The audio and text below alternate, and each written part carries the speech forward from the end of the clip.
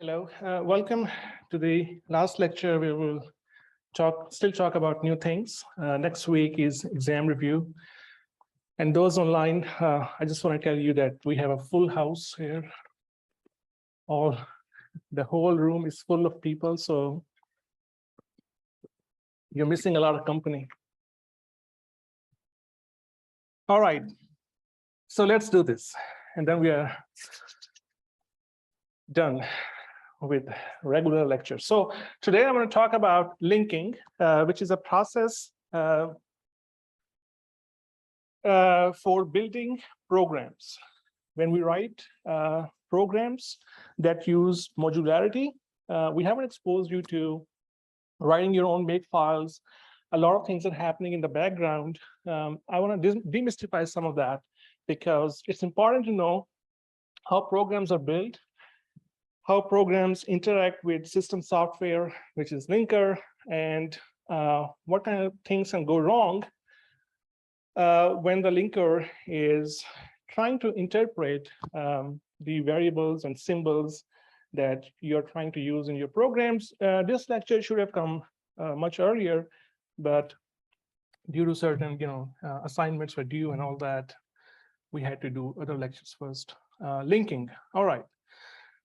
So let's start with an example C program. This is a C program, main.c and sum.c. Main.c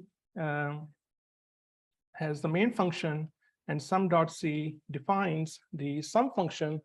And due to modularity reasons, the programmer has decided to write two separate C files. Now, so what we have here is so we call these functions and variables objects, and objects are defined and referenced by symbols. So here is a global symbol called array, which is defined and referenced here. Sum is defined in sum.c, but here it's a global symbol. Main is a global symbol. And then val is a local symbol, and linker has nothing to do with it. Linker takes two object files that the compiler produces, merges them together. We want to understand the merge process. And val here is a variable. It's a local variable to the function main, and that's managed when the program is running it's managed on the runtime on the stack. Okay. So similarly, okay, let's try to understand the process.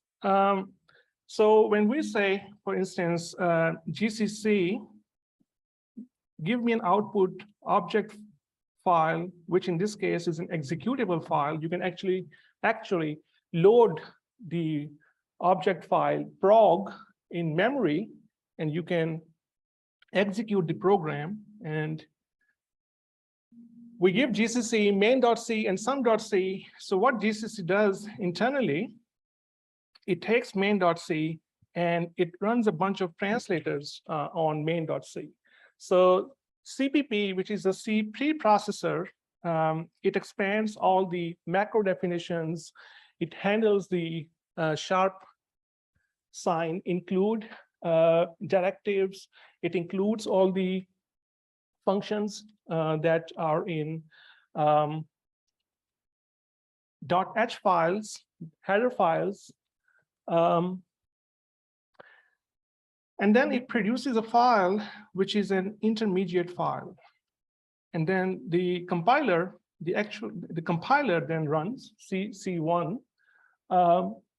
If you use GCC, you don't see all of this, okay? This is all hidden from you, but we are now going inside and trying to understand what's going on. CC1 will take main.i and produce an assembly file, main.s, which has the assembly instructions corresponding to the main.c file. And then the assembler will take the assembly file and generate main.o, which is an object file. This is an object file that you cannot load in memory and execute, okay? So there are different types of object files. There is all these object files are just binary data, and someone will interpret this data, for instance, the loader when executing the program, okay? Or your CPU. So this is the executable file produced by the end. This is the end result. This is an object file that you can load in memory and execute. The CPU will read the instructions from the code region and start executing. This does not have the same sort of value. This is a relocatable object file, meaning it can be merged with another object file to produce an executable file, okay? So prog here is our executable file, and main.o and sum.o are intermediate relocatable object files. We'll understand in a minute what relocatable means. So what the linker is doing is it's taking those relocatable object files and producing a final binary or executable that you can actually run. Okay, so behind the scenes, this is what is going on. csapp.o, your concurrent server.o, and we give you the make file that does all of this. So what does the linker actually do? This is what we want to understand. If there are bugs in our programs, we know how to debug them, at least a little bit, printf and all that. But if there are bugs due to linker errors, those are the hardest to uncover. And really good programmers are able to understand the working of the linker and fix those bugs. And this is real. This happens in reality. So you really want to understand what the linker is doing.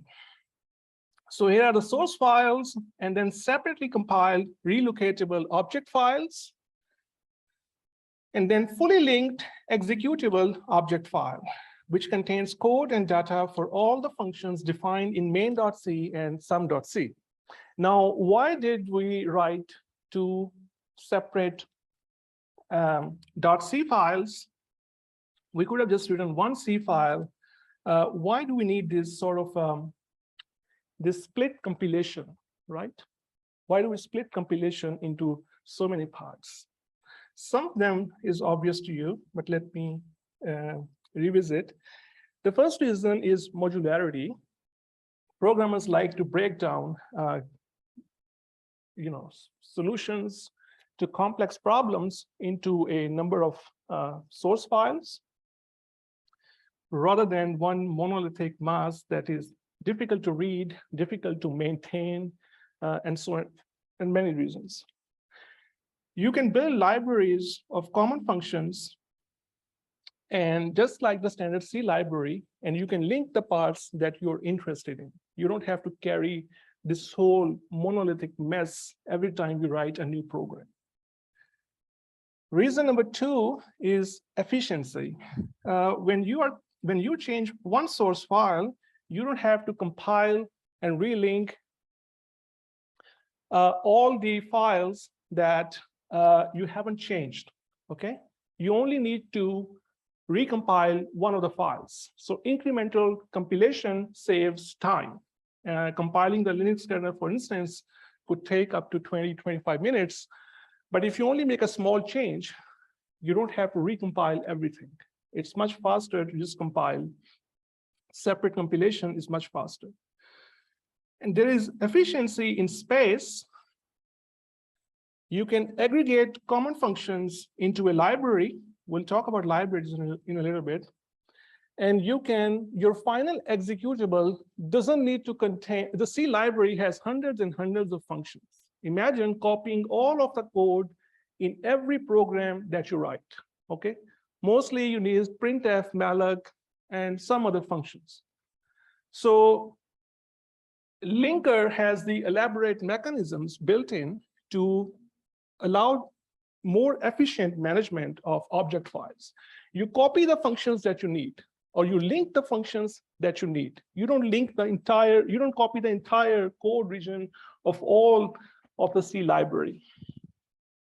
And this requires someone to do some clever things, and that's what the linker does. Okay.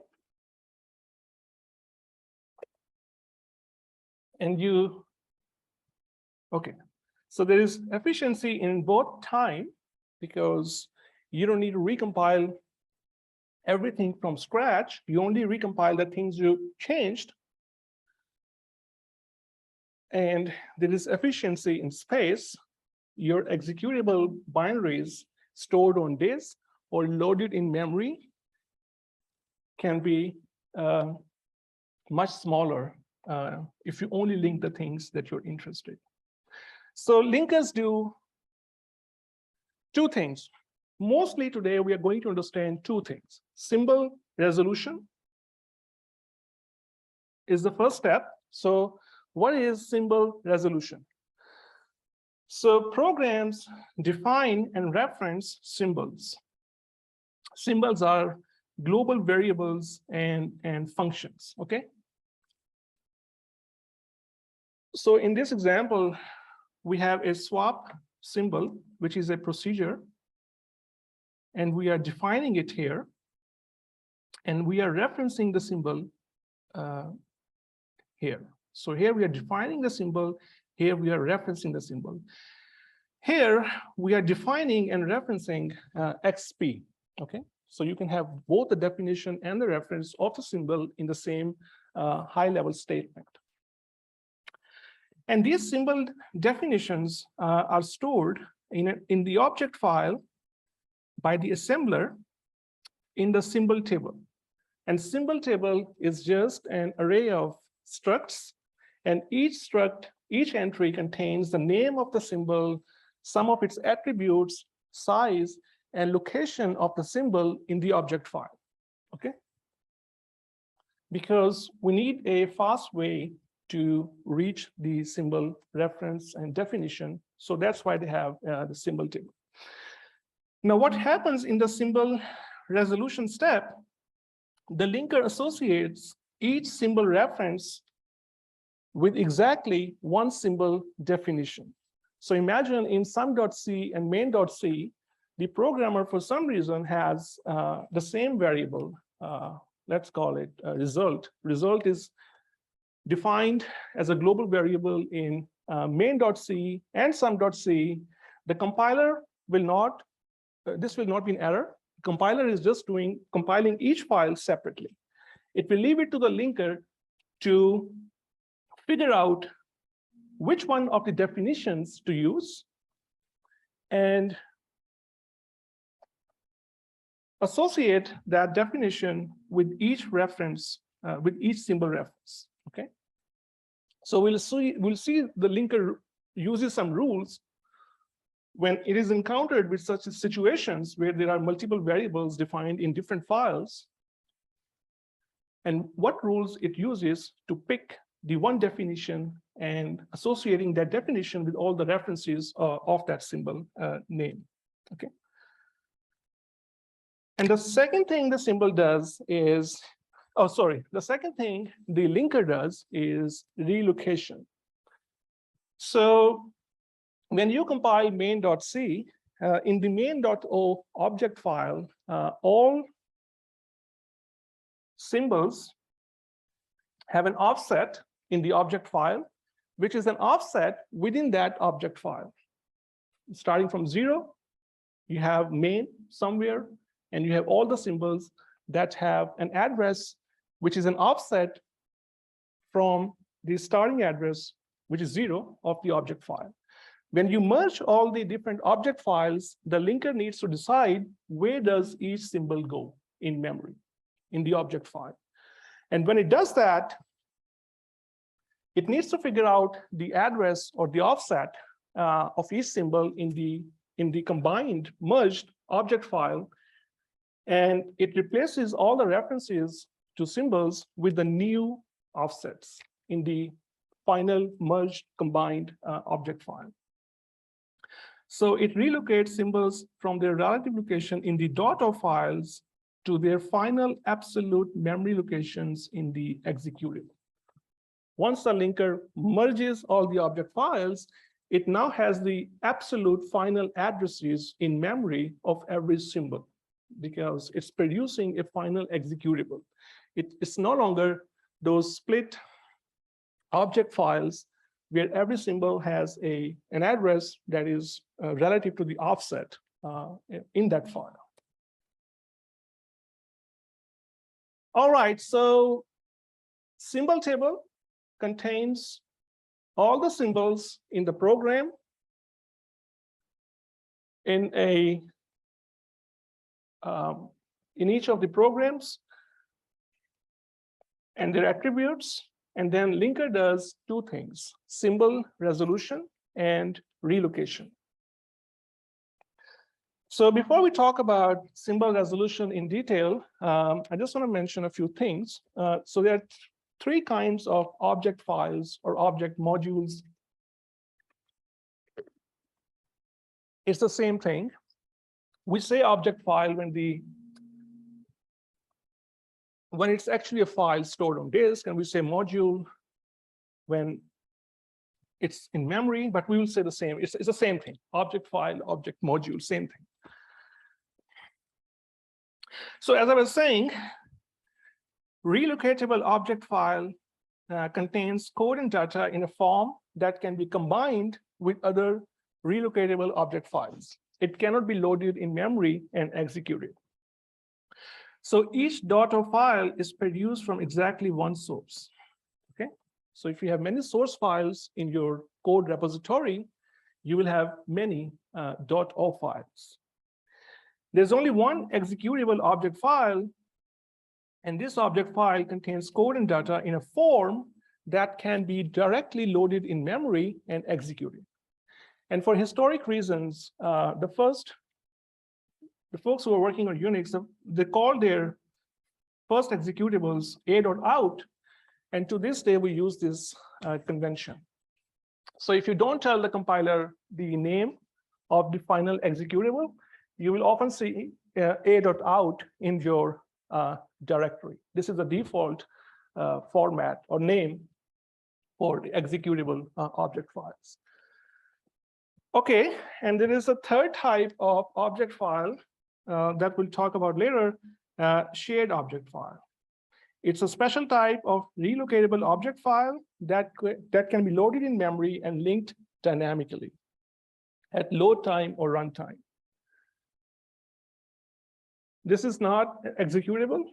This is a shared object file. It provides certain efficiencies in how we link.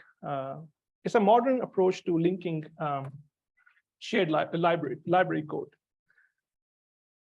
So really very simple. Executable object files, relocatable object files, and shared libraries. Shared object files .so. Windows call it DLL or dynamic link libraries. So all three formats, all three object types of object files use a general format called executable and linkable format ELF. Okay, so we need to understand this format for any type of object file. So it's a standard binary format, unified format for all three types of object files. And there's a generic name, ELF binaries. So what does it look like? So at the very top, we have the ELF header. It contains information such as, word size, 32 bits or 64 bits, byte ordering, little endian, big endian, what type of file is this? What type of machine is this? And there are actually tools that you can use in Linux to read the ELF header to figure out, what kind of object file you're dealing with.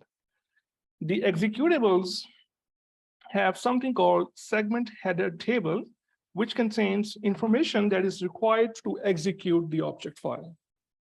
So shared libraries and relocatable object modules do not have a segment header table, and it contains the page size, 4 kilobyte or 2 megabyte, and the offsets of the virtual addresses of all the segments, code, text, code, data, global variables, stack, heap, all of those things.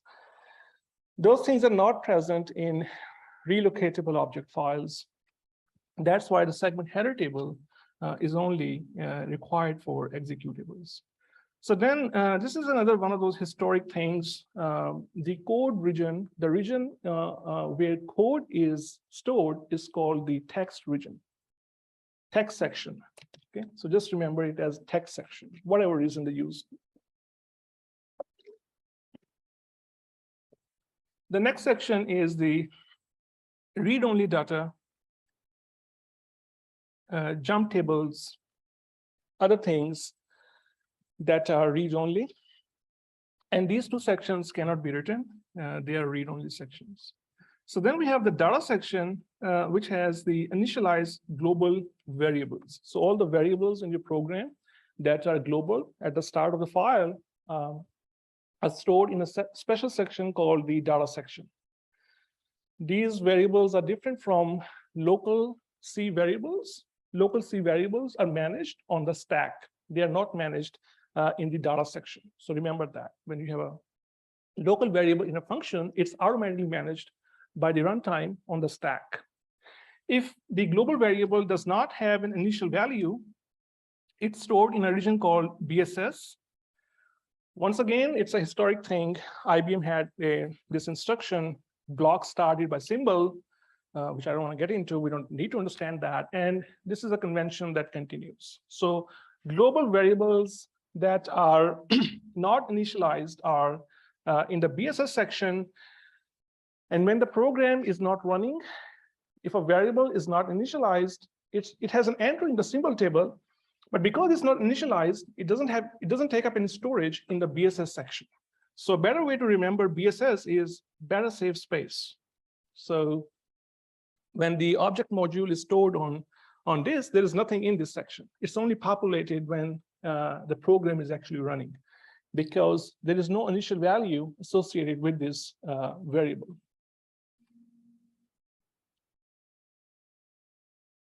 So all this is very important when, especially for cybersecurity and these things. So then we have the symbol table, which contains procedure and static variable names, and their locations and their attributes. And then we have two sections that contains information about notes about, these are notes that the assembler puts for the linker. Hey, you need to fix these addresses, offsets when you do the linking. So when the compiler is translating main.c into sum.c, it doesn't know what sum.c contains. It doesn't even know if there is something called some symbol in sum.c. It doesn't know anything. So it leaves a note for the linker. You have to fix this symbol up, all its references. I don't know what address you are going to use when you do the merging of main.c and sum.c, or main.o and sum.o. So these are notes from the assembler to the linker. Fix these things up, and we'll see examples of that. I don't know what address to use for this, for when it's doing a call to sum, it doesn't know where the sum is in memory. It doesn't know. It's in a different file. The linker will resolve where sum is, and it will merge main.o, sum.o. Somehow it will merge the code regions, and then some function will have an address, and then the linker will fix it up. So this is all in the .rel relocatable sections.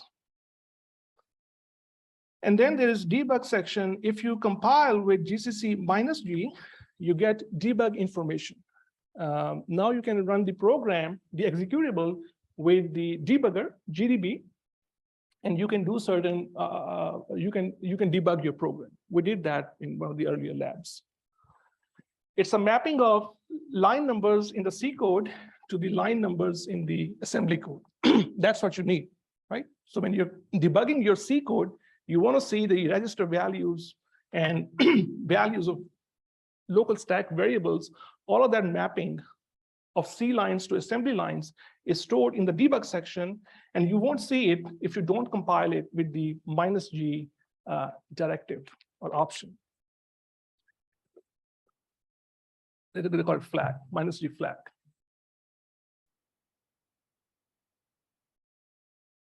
And then there's a section header table that contains the offsets and sizes of each section. Okay, so that's the that's the ELF format. It's a general format for all 3 types of executables. The other bit we need to understand before we go on to see the work of what the linker does is symbols, linker symbols. So note that these are different from how the compiler sees global and local symbols. The linker sees symbols a little bit differently. So let's try to understand. So symbols defined by module M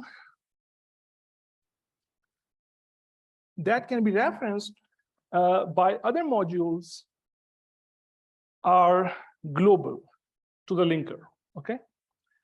These are non-static C functions and non-static global variables. Once you put a static, once you prefix a variable, a symbol definition with the static, it becomes private to that file. This is how in C you do abstraction and information hiding, right? You put a static in front of the variable name, and it's only visible to that file, okay? So non-static C functions and non-static global variables can be referenced by another module, okay? So this M2 can reference any global variable in M1. External symbols are those that are referenced by module M, but defined by some other module. So if M1 uses something from M2 without defining it in its own file, it's an external symbol. And local symbols are symbols defined and referenced exclusively by module M. And for C, that means static, declared with a static attribute. Okay? There's a distinction between local linker symbols and local program variables. Local C program variables that are declared inside a C function are managed on the stack, and linker has nothing to do with them, nothing. The local linker symbols are static symbols that are declared with a static attribute, okay?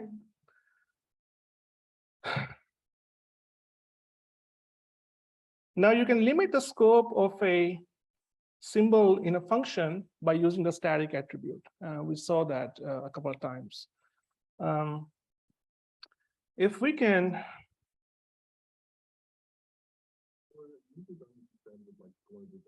yes, global variables. Static variables are global in the sense that they are stored in the data section and they're alive during the entire execution of the program. Right.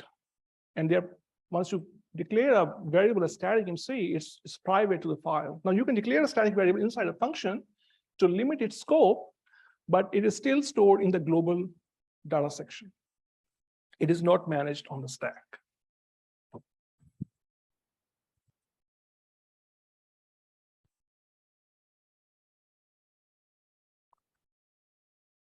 So let's see, let's qualify the symbols in this example.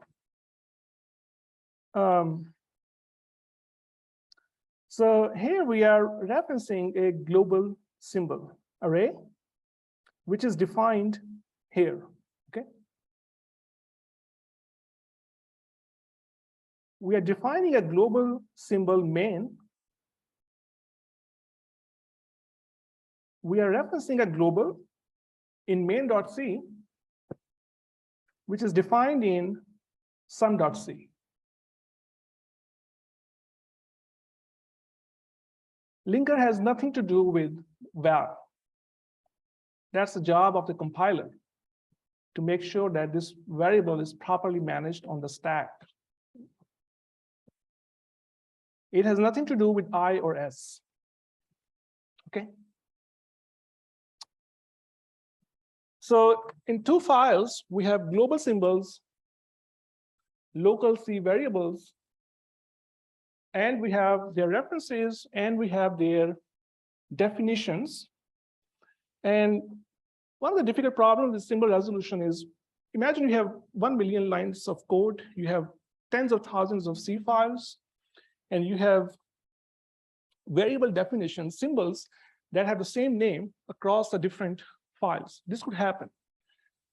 This could lead to bugs, and you need to understand, what does the linker do? What rules does the linker use to disambiguate references to those symbols? Which definition does it actually use?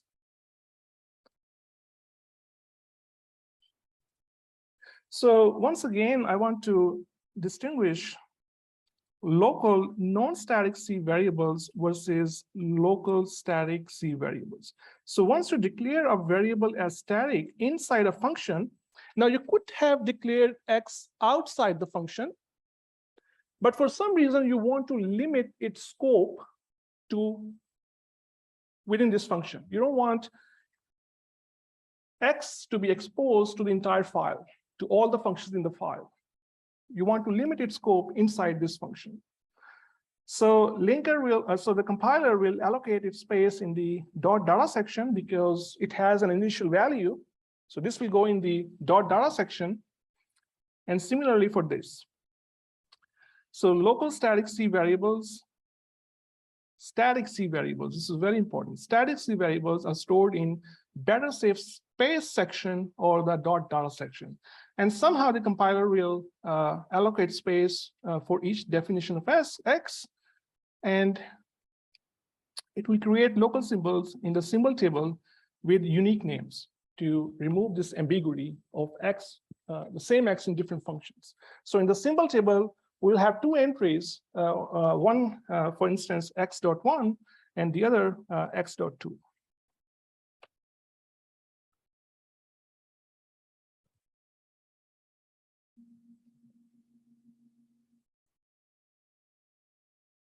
So how does the linker resolve duplicate symbol definitions? First of all, program symbols are either strong or weak. So symbols are strong. Strong symbols are procedures and initialized globals, okay? And weak symbols are uninitialized globals. So in this example, in P1.c, foo is a strong symbol. It has an initial value. P1 and P2 are both strong. These are function definition. These are procedures. But foo in P2.c is weak. It doesn't have an initial value. So foo here is strong. This P1 is strong. Foo in P2.c is weak, and P2 is strong. So this is how the linker, first of all, it distinguishes all the global symbols into strong and weak. It classifies them as strong or weak. And then it uses a number of rules. So rule number one is multiple strong symbols are not allowed. So if a programmer uses a global variable X in two different C files, and gives them an initial value, there will be an error. This will be a linker error. So this is not very hard to fix or find out. By the time the GCC reaches the linking phase, you will see an error. So each item can be defined only once. Given a strong symbol and multiple weak symbols, choose the strong symbol. References to the weak symbol resolve to strong symbol. Okay, so if you have a strong symbol and multiple weak symbols, the linker will pick the strong symbol.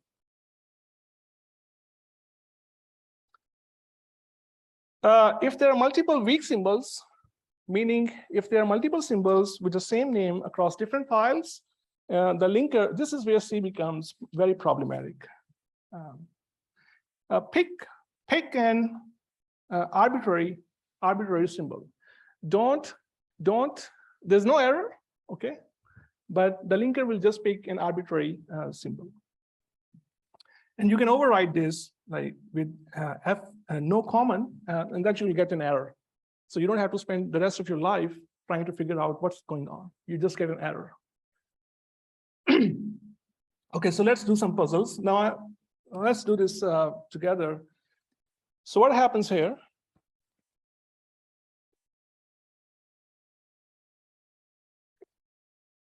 First of all, is this a linker error? Multiple strong definitions are not allowed. So this is easy. You will get an error and you'll fix it. So what happens here?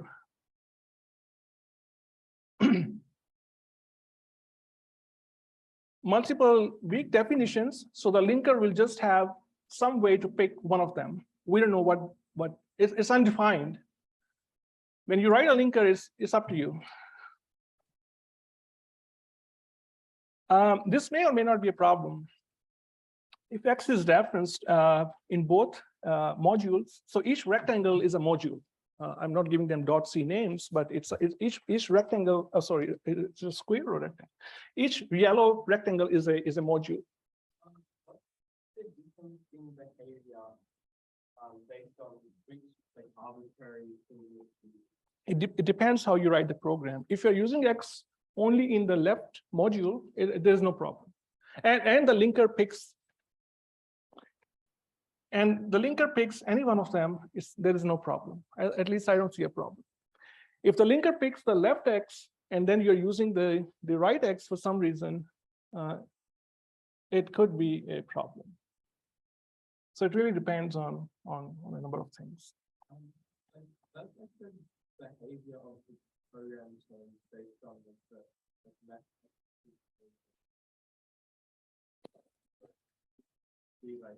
So if X is never used here, and the linker picks this one for some reason, there is no problem. If the linker picks this X, in the program, this module gives it a value,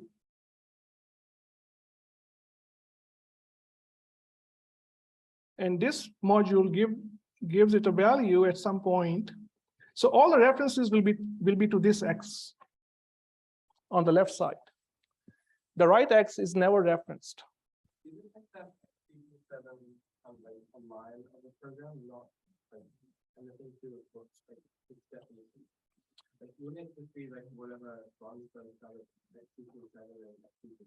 No.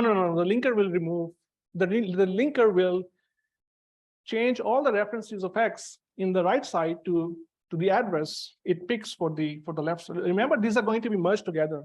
There will be one symbol, there will be one definition in the symbol table of X, and the linker will decide where X resides in the data section, and it will change all references to X to that address in the data section.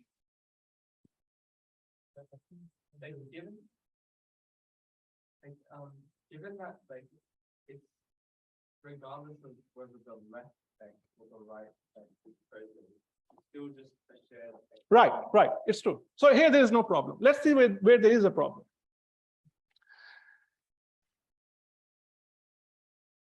The question is this really what you want? So here we have two weak symbols, X double, which is 8 bytes, and X weak, which is 4 bytes. So now if the linker chooses this one, all references to X here might overwrite Y, because X is 4 bytes, Y is 4 bytes. X and Y will be stored next to each other in memory. This is what the compiler, this is the convention. This is when you have variables declared next to each other, they are next to each other in memory. If the linker chooses X, there is probably not an issue. But if it picks the right X, then we might have all references to the double X will overwrite. I'm sorry. If the linker picks this X, and there is a reference to X in this module, something, it will overwrite Y, right?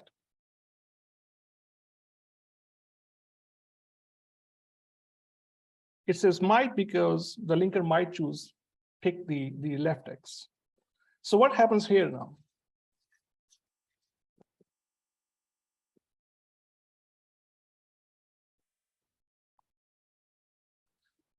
So now it will pick this strong symbol, right? Because this X is actually initialized. So it will pick this X, okay?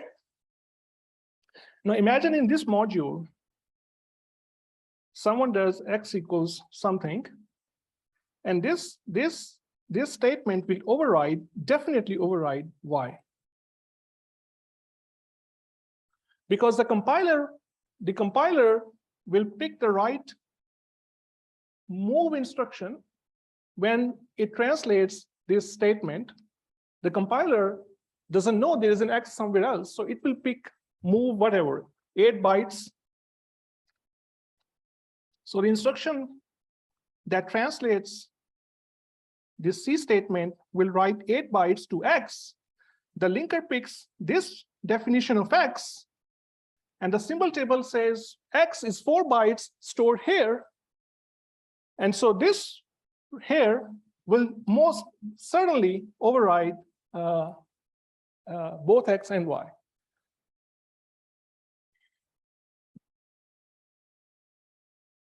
So this is nasty, and the one above is evil, because a lot of the time or sometimes I run the program, it works, and sometimes it doesn't work. And you know that this situation is much worse than it never works.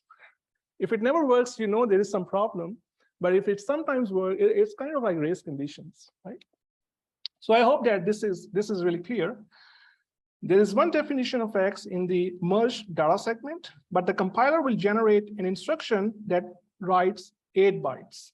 And that will override both X and Y, because X is 4 bytes in the data section, because the linker picks the definition of X on the left, because that's a strong symbol. And that's a rule that the linker uses. What about this one?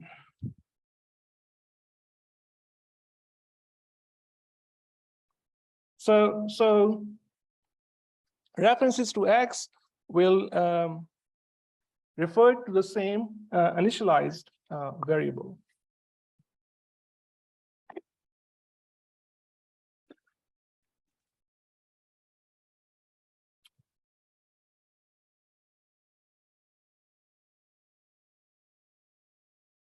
You may or may not want this behavior, the way you write your programs.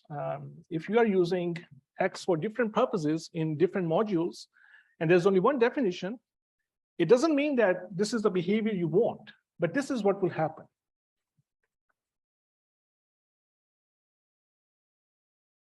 Okay, there's a different scenario that is nightmare. And okay, the lesson is avoid global variables when you can. Use static, because static will at least hide the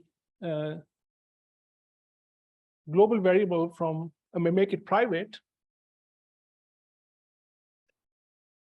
Initialize, so it becomes strong, and use extern if you reference an external global variable, which is mostly for readability. The linker has nothing to do with external. So what about relocation? So in the example we saw at the beginning, so we have main.o and sum.o, and sum.o doesn't have any data section. There's no data in sum.c. In main.o has a text section and data section. It has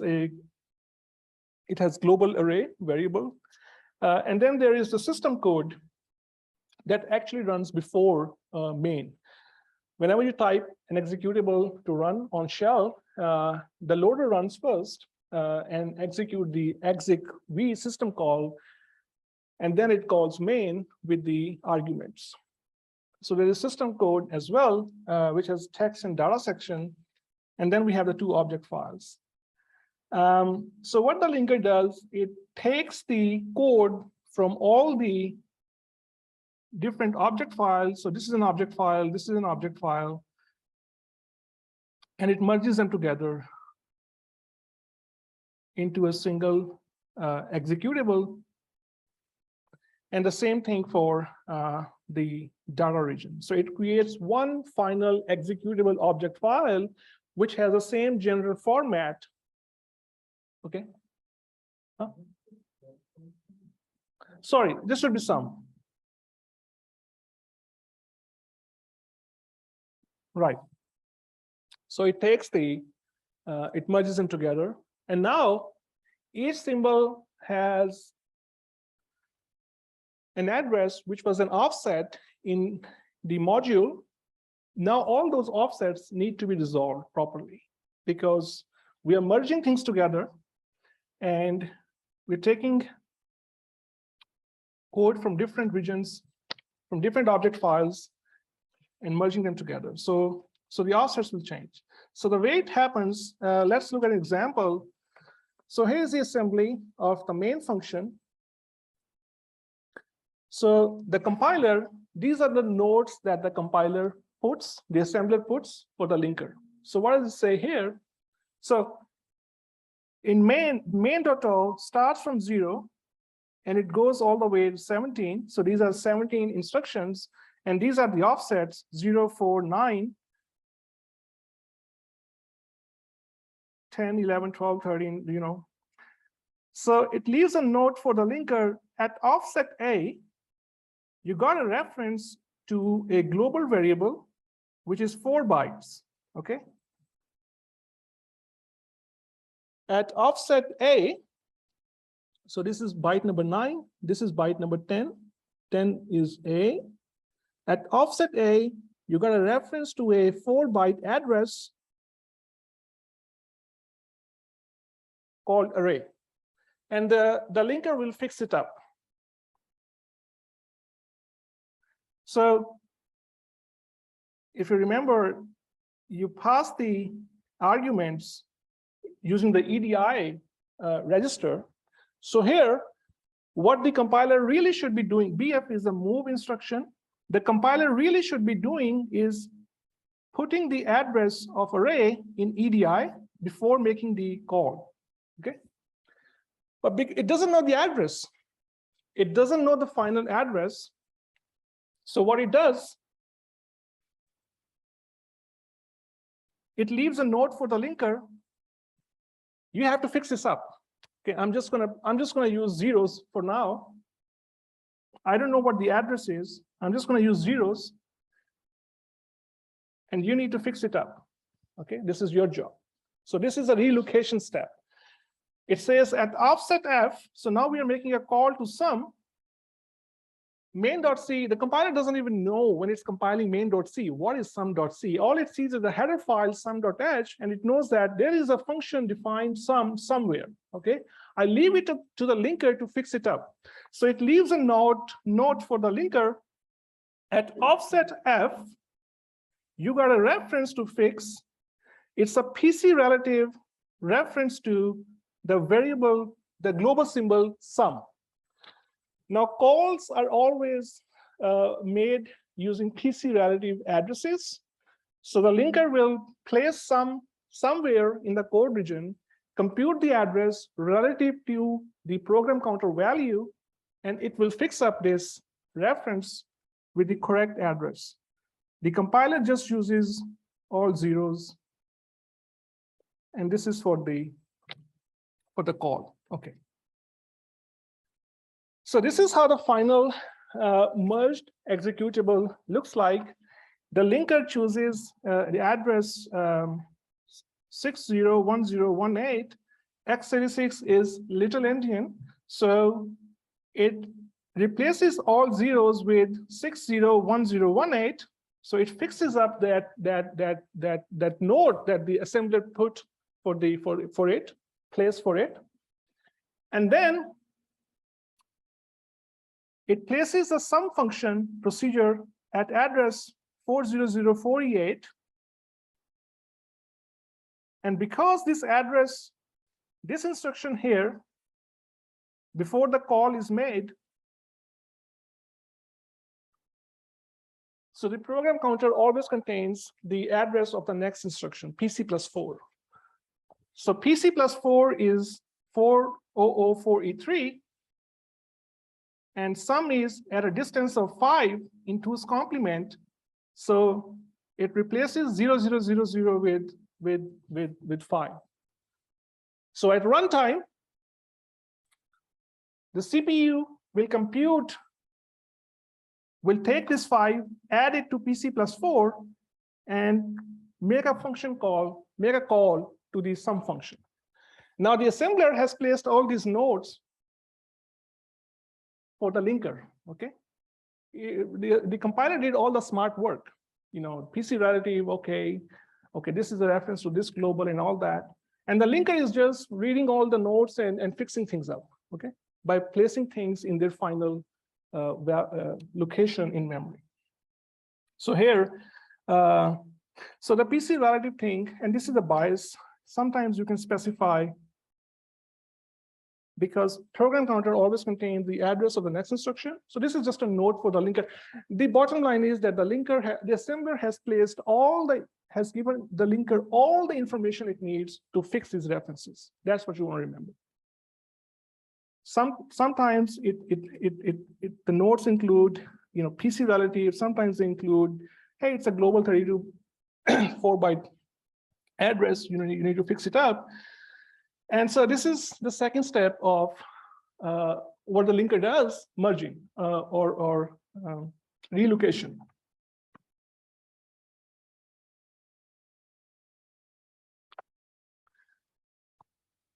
So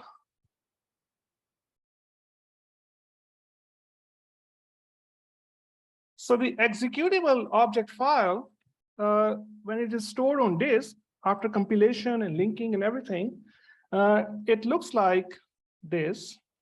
Okay, and when it is loaded, when you actually inside shell, when you want to run the executable, some of the regions here are copied using mmap in the virtual address space, and there are others that are created at runtime. And we have looked at all of them. Stack grows downward, heap grows upward. There's a stack pointer. There's a break pointer, which is the end of the heap. And these here are all loaded from the executable file. The read-write data segment, the read-only segment code, and all that. Okay. So so this is what the linker does: symbol resolution and relocation. How do we package commonly used functions for the linker? And there are two options. So there are two things that we want to discuss: static libraries and shared libraries.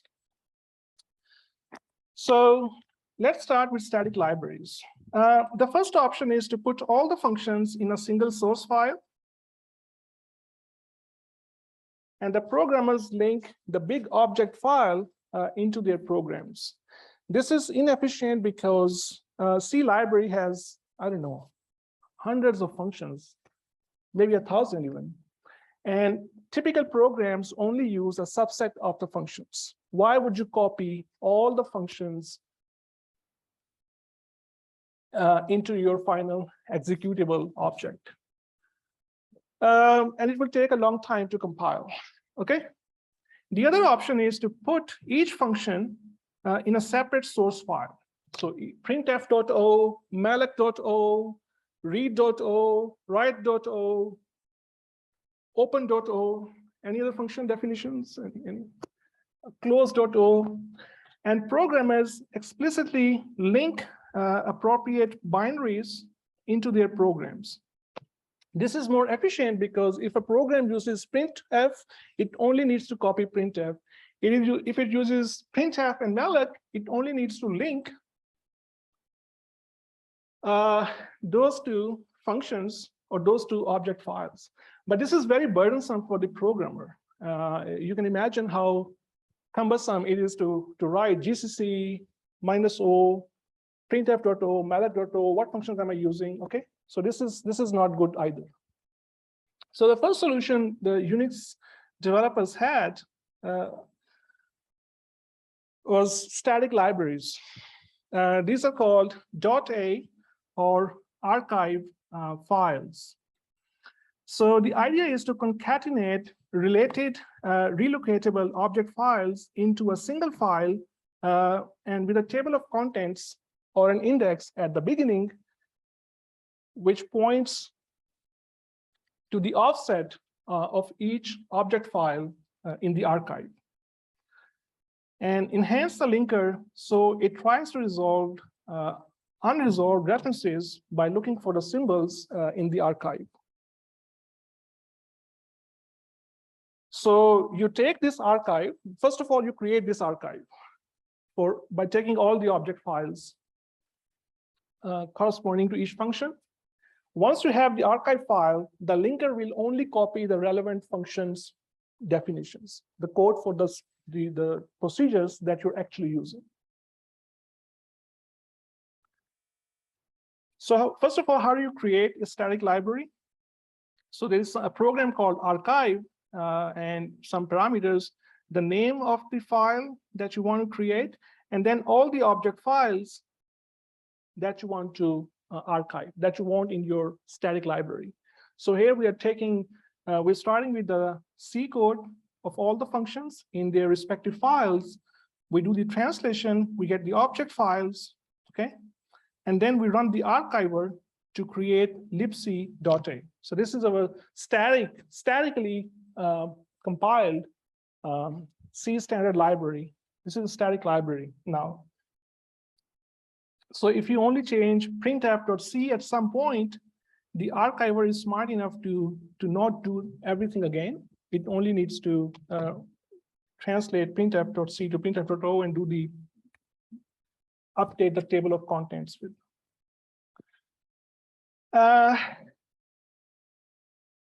So these are the commonly used libraries in C, math, standard C library.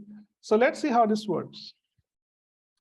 So we have a main2.c here that includes vector.h, and vector.h has two functions, addVec and multvec. So addVec.c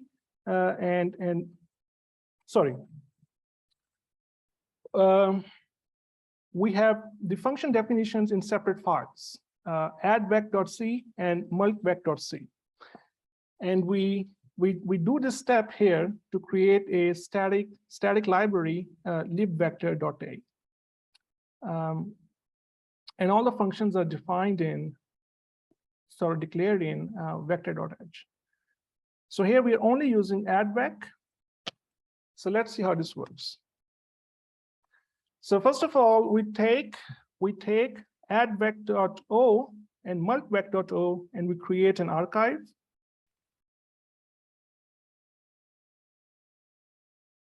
So, and then we need main2.o So this is a relocatable object file. So linker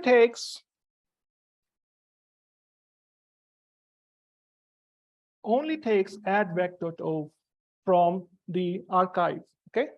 Because it knows that the main2.c is not using, it's only using addvec. It's not using multvec, okay? The archive here has both addvec and multvec. So it only copies, when it's doing the relocation, it only copies addvec.o. It takes a C library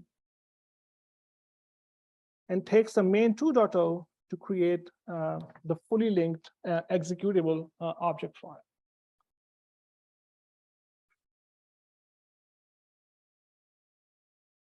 So from libc, it takes printf.o and any other modules called by printf.o. So this is an efficient way using static libraries to create an executable where you don't have to merge the entire C library every time you write a program, okay? Or in this case, if you don't use multvec, you don't need it in your final executable, right? So the way the linker does this is it scans the O files and A files in the command line in order. So it starts from left and it starts scanning the .o and .a files. During the scan, it keeps a list of all the current unresolved references, okay? So it sees addvec, okay, this is unresolved. I need to resolve this. As each new .o or .a file is encountered, it tries to resolve each unresolved reference in the list against the symbols defined in object. At the end of this process, if there are unresolved references, then it's an error, right? The linker could not resolve all the references. So this scanning from left to right in order, it's important for you to know this because this matters. So imagine we have a command line here, gcc -l. -l tells the linker, -l dot tells the linker, look for libraries in the current directory first before you go to the default locations. So it starts scanning libtest.o has a function called libfun. So it takes a note, I need to resolve libfun, okay? And when it encounters lmine, which is a static library, it does the relocation. It finds libfun function in, you can say libmine or lmine. Typically, program developers use lmine because lib is 2. Now imagine if we flip the order, at the command line, we say gcc -l dot lmine libtest.o. So the linker will look at lmine, and those are just a bunch of function definitions. There's nothing to do. Linker has not much to do. But then it will encounter there are no unresolved references after scanning lmine. Okay, there are no unresolved references after scanning lmine.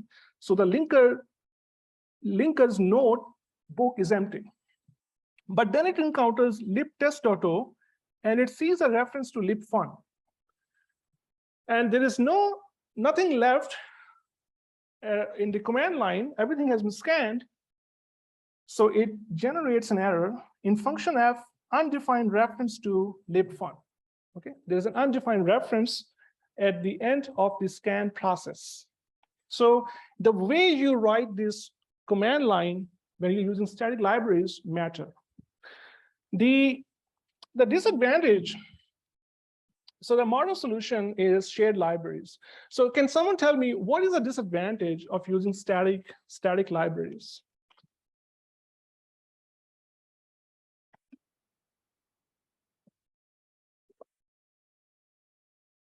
Almost every program, every C program, and you know this by now, uses printf. Every C program, most C programs use malloc. Now, if you have a lot of programs running on a computer, all these code regions, all these object files are eventually loaded in memory from where they're executed. So now every program has its own copy of printf, its own copy of malloc, and this is really problematic because memory is a premium resource. We don't have unlimited memory. What if we can have one copy of printf and all the different programs in the world running on the computer can just use that one copy of printf in memory? So the solution is shared libraries. So static libraries have these disadvantages.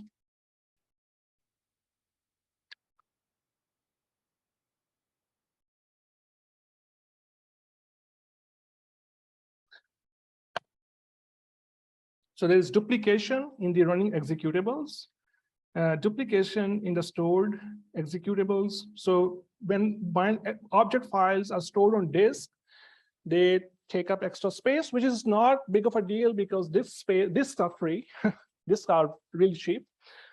But there is duplication in running executables. Okay, and this is when there's a bug fix in a system library, each application needs to be relinked, recompiled.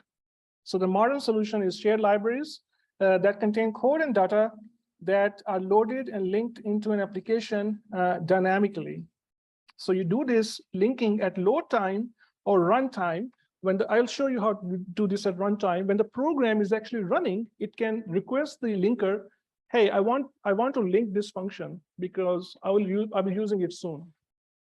Or at load time, when the executable is actually loaded. So there's the difference between linking and loading. Linking is merging different object files and producing an executable.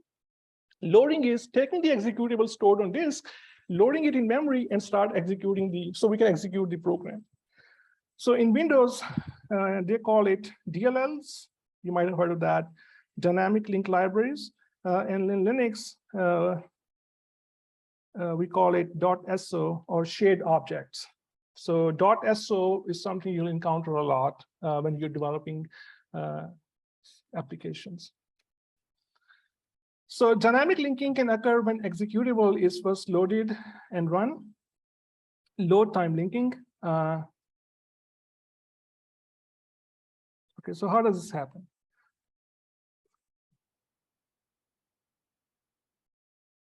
So that's kind of the big deal with shared libraries, that multiple processes can memory map the library into their address space, and then they can use them. So how does this happen? So we have main2.c and vector.h. So we produce a relocatable object file that could be merged, main2.o. Once we have main2.o, we create a shared library with the -shared flag to GCC, and we're saying output a shared object called libvector.so. And we link that, we provide that to the linker. So there's a special way using something called LD flags, with which you can inform the linker, hey, here are the paths you need to look for these two shared libraries. And the linker will produce a partially linked executable object file. So I've been using the term fully linked, meaning you can load the object file and start executing it without doing anything else. But this is not the case here. This executable proc21, it is not ready to be loaded and run. There is one more step. All those patches, all those nodes that previously the linker fixed at link time are at this point, they are still nodes. Okay.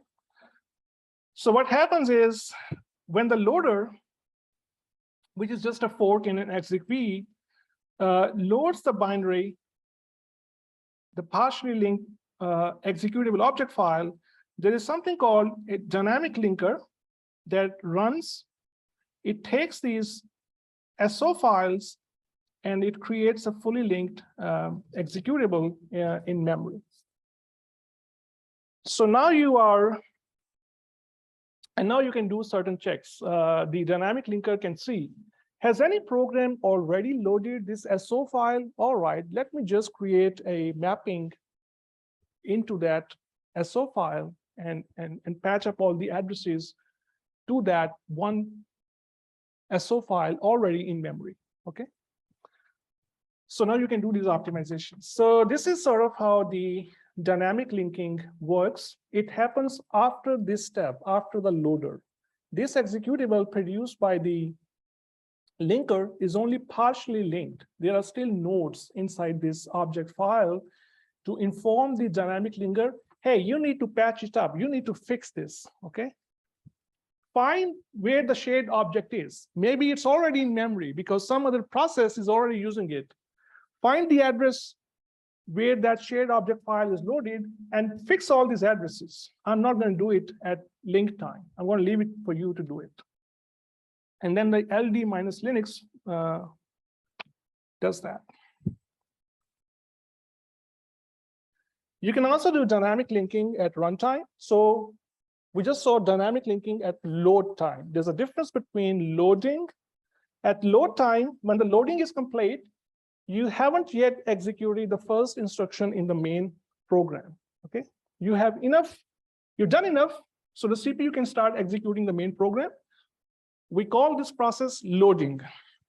Running or runtime is when instructions inside the main function starts executing one after the other.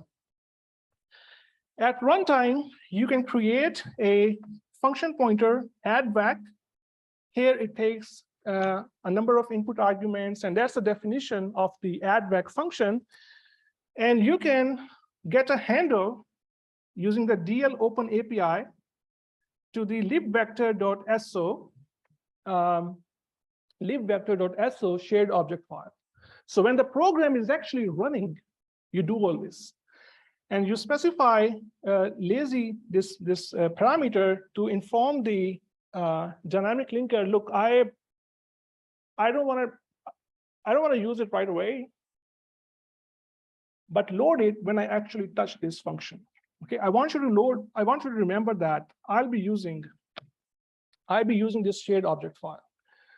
So get a file descriptor, which is just a handle. Make sure that this shared object file exists and you know that where it is, but don't start messing with it. Don't bring anything. I'll let you know when I want to use it. So that's the lazy part. At some point, you use the dlsim function. You give the file descriptor to the shared object file, and you give the function name that you want to execute, and you get a pointer back, which is the pointer that you declared here. So you can store this pointer returned by dlsim into the function pointer you declared earlier. And now you can call add back using the arguments. So you can see that this is really powerful. You can, at runtime, when your program is running, you can use the DL open. You can open the shared object file, and hopefully it's already in memory, so you don't even have to bring it from memory. It's a dynamic linker will figure this out. And then you get a handle, get a pointer to the function that you want to execute, and you use function pointers basically to, and then you close the handle when you're done. So handle is just a file descriptor. So file descriptor is just, it will be 4, 5, 6, a number, an integer for us to remember what file is. We don't want to carry the file name with ourselves, DL, whatever that is, libvector.so. So linking is a technique that allows programs to be constructed from multiple object files. It supports modularity. It can happen at different times in a program's lifetime, compile time, load time, runtime. And we've seen examples of all three. understanding linking can really help you avoid nasty errors and make you a good programmer. So I want to do this case study in whatever time we have. It's something called library interpositioning. And it's a really powerful technique that relies on the linking process to solve and to figure out very, very hard to identify bugs. And there are real-life examples of where they use library interpositioning to solve some bugs. And it's useful for profiling. So what it does, you can actually intercept calls to arbitrary functions. So if you're using C standard library and you have an executable, nothing but an executable, you can just figure out things such as how many times does this executable calls malloc. You can get a trace of addresses that the program is using. You can get a trace of what system calls the program is using. And interpositioning can occur at, interpositioning in English means interference. You know, you're intercepting the function calls used by the executable, and you can do some accounting on your end. It can happen at compile time, link time, and runtime. So let's see compile time. So it's useful for security purposes. You can have your own malloc wrapper, for instance. And before you actually go inside the standard library, you can do some certain checks to make sure you want to make the system call or no. And you can do other things. So the famous example is in 2014, two Facebook engineers debugged an error, a bug that was troubling them for an year in their iPhone app using interpositioning. Okay, something with the right functions. Okay, so there's a link to that if you're really interested in reading about that. And you can use this for monitoring and profiling, generating address traces, detecting memory leaks. Okay, so let's see quickly what we want to do here. So we have a function, main, which is using malloc, which is a standard C library function. And then it's using a free. So we have a goal. Our goal is we want to trace the addresses and sizes of the allocated and free blocks. So whatever is passed into malloc and whatever is returned by free, without breaking the program and without modifying the source code. So we want to gain some information about the memory allocation behavior of this program without touching the source code. We don't want to touch the source code. So, and we have three solutions: interpose on the lib, malloc, and free functions at compile time, link time, and load time. So let's start with compile time. And if it's too boring, then I'll stop. So let's do it at compile time. We don't want to change int.c. So interference, int.interpositioning, int.c. I don't want to touch it. So first of all, I create a wrapper. I create two wrappers, my malloc and my free. So these are wrappers. And inside, they call malloc, and they use printf to print the pointer, the address, and the size of the allocated block. So similarly, I have a wrapper for my free, for free. So these are my wrappers, okay? So I've defined two wrappers, my malloc and my free. So where interpositioning happens is, so now I have two macros. I'm defining malloc to be my malloc and free to be my free. And these are the definitions of, so this is malloc.h. So I have a header file, malloc.h, where I'm defining these macros, and I'm declaring the functions that are in int.c. And int.c includes the malloc.h. So we include the header file to tell the compiler, don't worry, you will find my malloc and my free somewhere. I'm only giving you the header file for now. So the compiler is, okay, good. So what we do here is first of all, we compile mymalloc.c, and this will give us mymalloc.o. Okay. Once we have the O file, we are using the we're telling the linker to look for include files in this directory. So it will look for mymalloc. It will look for malloc.h. We are creating this final executable, and we are linking mymalloc.o. Now the C preprocessor, the CPP, the C preprocessor will change all definitions of malloc and free in in.c to mymalloc and myfree.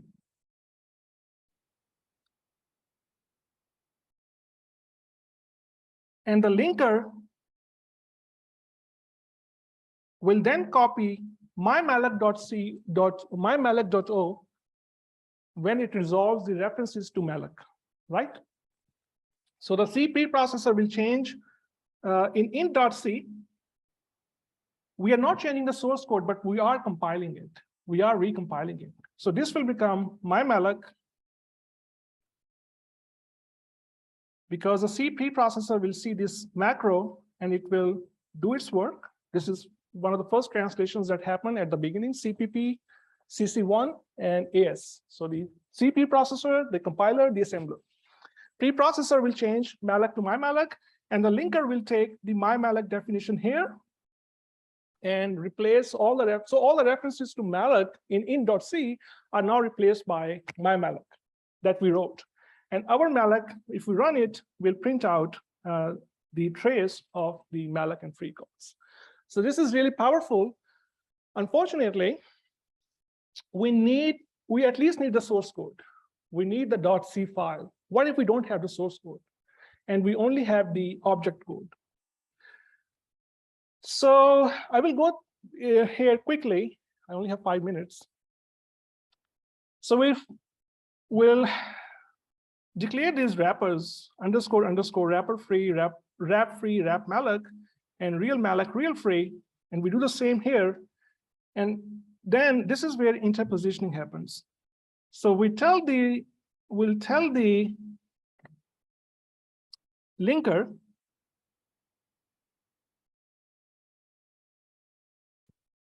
so we still need the object file. We don't have the source code, but we need the object file for int.o. Whenever you see W, whenever we use W, run __ wrapper instead of the real malloc and replace all the calls to real malloc with malloc. Okay, so this is a little bit complicated. What will actually happen with this is the linker will ensure that wherever it sees malloc in int.c, it runs wrap malloc, and wherever it sees real malloc, it runs the C library malloc. So at runtime, it will run the wrapper, and inside the wrapper, it will run the malloc. And what makes this happen is this this WL comma -- wrap malloc. So change malloc to the wrapper, and same for free. So the WL flag passes argument to linker, replacing each comma with a space, and the wrap malloc argument instructs the linker to resolve references in a special way. And this is the rule. Refs to malloc should be resolved as wrap malloc, and refs to real malloc should be resolved as malloc. So we can do interpositioning at load time. And the last thing in this class and in this course is really powerful. You can do interpositioning at runtime. So you can actually you can load your, so you get address of libc malloc here, and so you define your own malloc, Okay, you define your own malloc, and inside the malloc, after you've done all the work, this is the extra bookkeeping you want to do. At some point, you load the real malloc and execute that. And you trick the linker into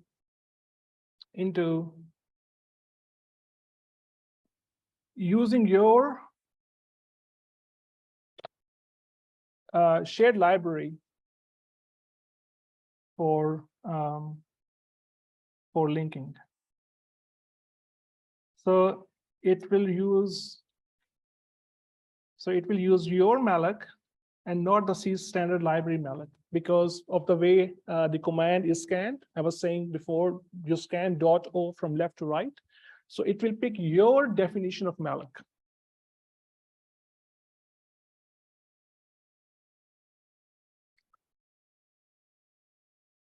Okay, sorry. So this is where we are just compiling our malloc library, mymalloc.so. And when running, this is where interpositioning happens. Sorry. So this is where interpositioning happens. You use this flag, and you tell the dynamic linker, you need to look at, when you're resolving references, you need to look at this shared object file first before you go to the default locations. And by doing that, it will pick our definition of malloc in mymalloc.so and not go to the shared library. But our definition of malloc actually loads the shared library at runtime and calls the real malloc. So you can take any executable in the world, applications written by Optus, and do interpositioning to see what they're doing. Okay, that's the end of. Okay, interpositioning recap. We just discussed it. Okay, that's the end of our course.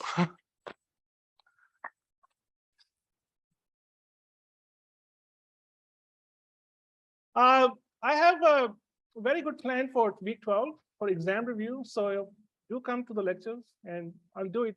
I'll go from left to right, start of the lectures to the end, and I'll go through all the questions that are possible for each topic.